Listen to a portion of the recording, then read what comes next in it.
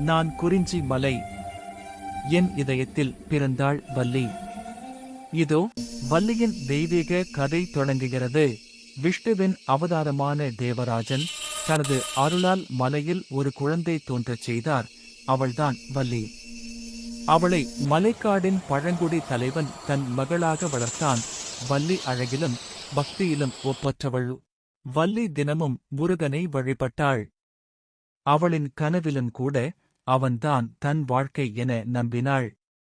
ஒருநாள் முருகனின் லீலை தொடங்கியது. முருகன் வேட்டைக்காரனாகி வில்லும் அம்பும் ஏந்தி வள்ளியின் முன் தோன்றினார். முருகன் தனது விருப்பத்தை வெளிப்படுத்தினார். ஆனால் வள்ளி இன்னும் உணரவில்லை. அவள் விரும்பும் தெய்வம் அவள் முன்னிலையே நிற்கிறான். பிறகு முருகன் முதியவனாகி அவளிடம் சென்றார். அப்போதும் வள்ளி ஒதுங்கி நின்றாள். அப்போது முருகன் தனது அண்ணன் விநாயகரிடம் உதவி கேட்டார். விநாயகர் யானையாகி வந்தார்.